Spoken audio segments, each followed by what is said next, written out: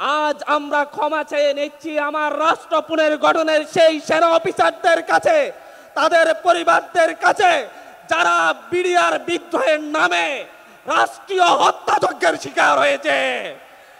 আজকে আমি ক্ষমা চেয়ে যাচ্ছি আমার সেই বোন ফেলানির কাছে, যে 24 ঘন্টারও বেশি সীমান্তের কাঁটাতারে ঝুলেছিল, কিন্তু 1 বছর পার হলেও আমরা তার জন্য ন্যায় বিচারের উদ্যোগ নিতে পারিনি। আমরা লজ্জার সাথে ক্ষমা চেয়ে নিচ্ছি আমার সেই ভাই লিমনের কাছে, যে পা হারিয়েছে র্যাবের গুলিতে, যার কোনো বিচার সে আজ পর্যন্ত পায়নি। 1 বছর পার হয়েছে, কিন্তু আমরা 2012-13 সালে যারা রাষ্ট্রীয় বিচারিক হত্যাকাণ্ডের শিকার হয়েছে তাদের ন্যায় বিচার দিতে পারিনি।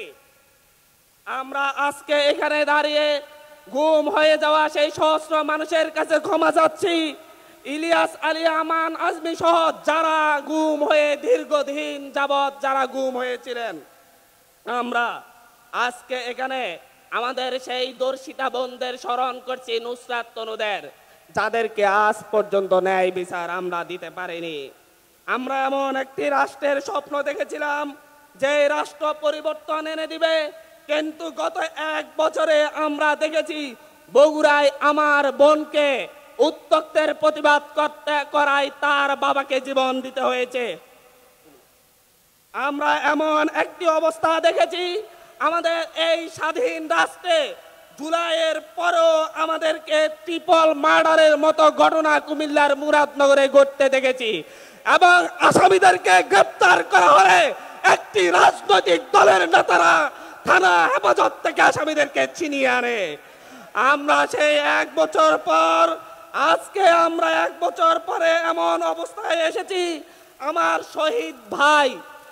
শহীদ ভাই জসিমের কন্যা ধর্ষিত হয়েছে, বিচার পাইনি, আত্মহত্যা করতে হয়েছে। আমরা লজ্জিত।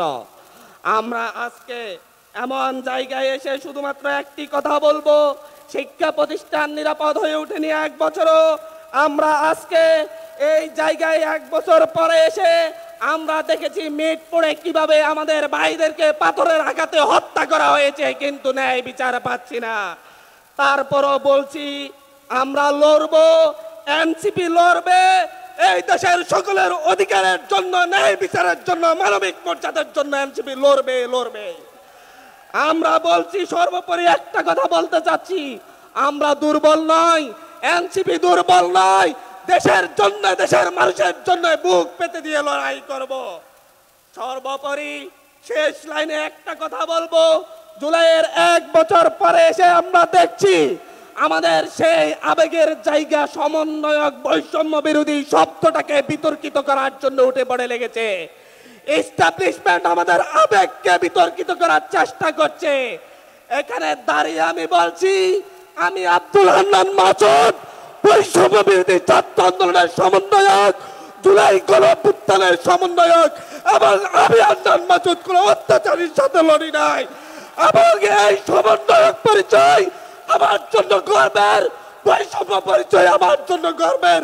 যারাই বিতর্কিত করার চেষ্টা করবে তাদের বিরুদ্ধে লড়বো ইনশাআল্লাহ।